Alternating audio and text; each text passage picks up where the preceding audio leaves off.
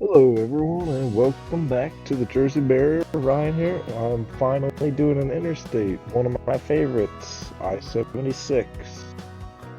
Here we start on 71 North in Seville, Ohio. We get a sign for Lodi and Akron. Not bad there. Going the other way, you can see 76 just ends right at 71 here in Seville. And just outside Akron, we are signed for Akron, as it absolutely should be. That's where we're going. But here 76 splits off to Akron, and we are getting into a huge construction project on 76, 77, and 277. So lots of designations have been changed or gonna be changed. The Google Earth for this is kind of sketch. I'm just gonna bear with ODOT in this part for now. Hopefully it will be better soon.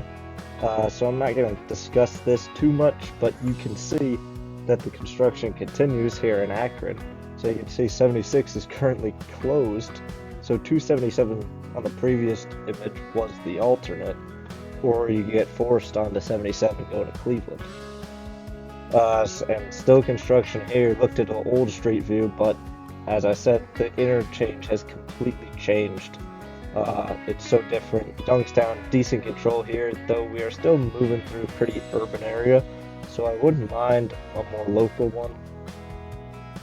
Leaving Akron and Town Edge here, we get our first mileage sign. Youngstown to Pittsburgh, pretty good there. You could throw something on top line if you wanted to, but I'm not sure what that would be.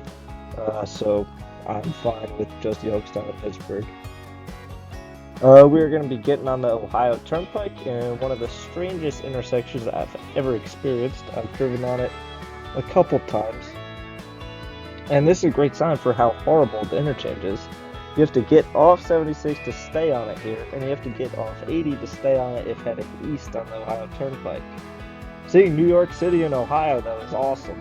Of course, PennDOT doesn't sign New York till basically the Jersey line, so they do totally ruin it, but there is New York City on a sign in Ohio. Alright, so here is the interchange from overhead.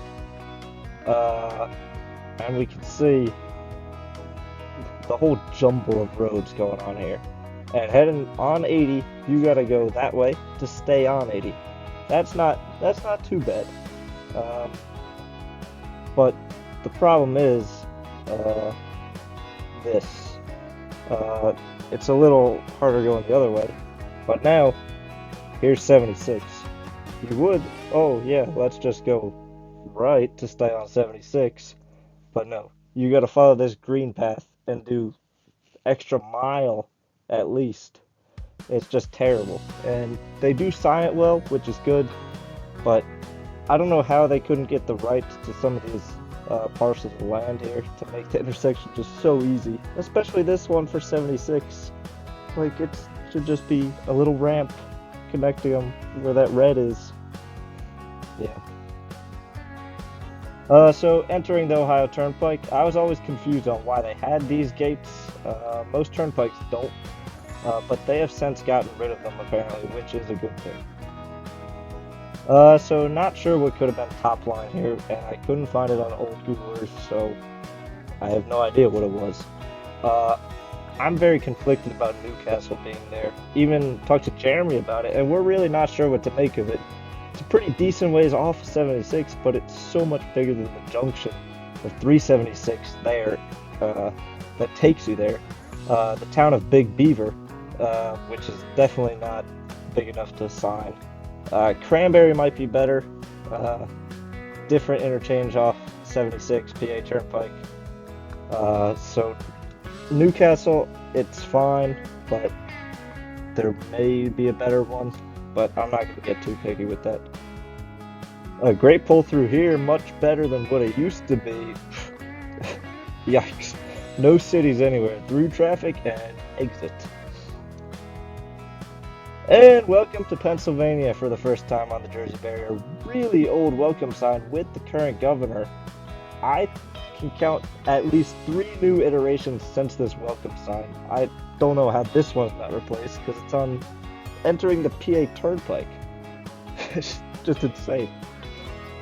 And with Pennsylvania comes the insane prices of the most expensive road in America, the Pennsylvania Turnpike. Yeah, 15 bucks. Well, if you live in Pennsylvania, you have to get an Easy Pass.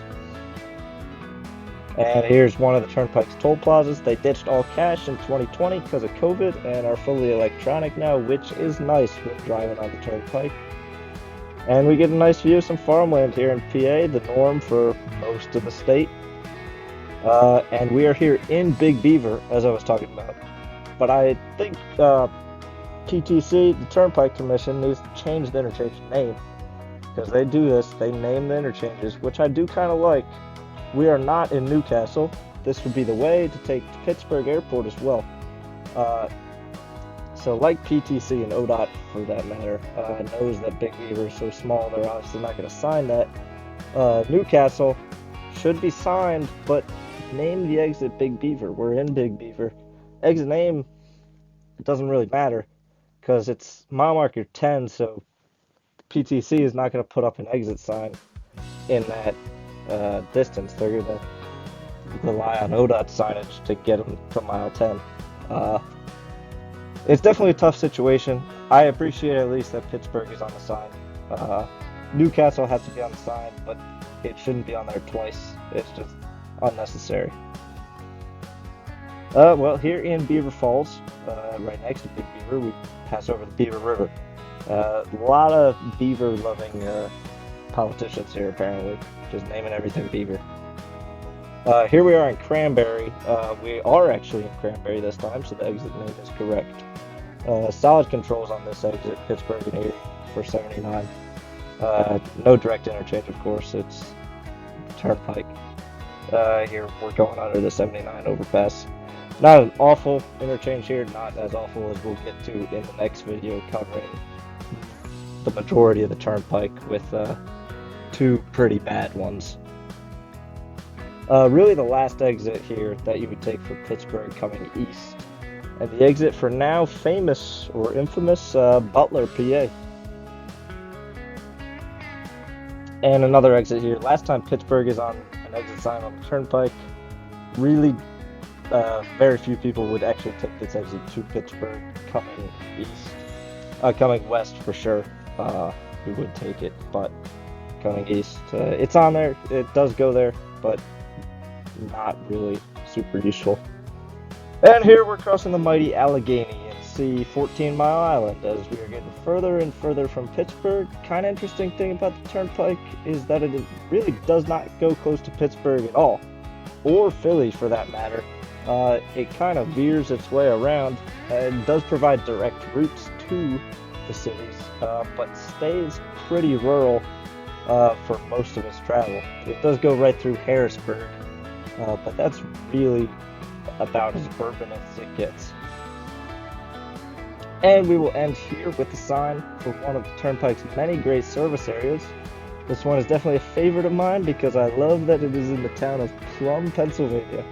Just what a name. Alright, so we have gotten to Pittsburgh, and that will leave us a good starting point for next time, where we go all the way to New Jersey. Yeah, well, I'm not looking forward to going to Jersey, but we will get there all the way on the Turnpike. So here's what was signed. Going east, we have Akron, Youngstown, and Pittsburgh. Going west, it's kind of hard to determine what the PA Turnpike control was, as they don't really have very much of that kind of signage.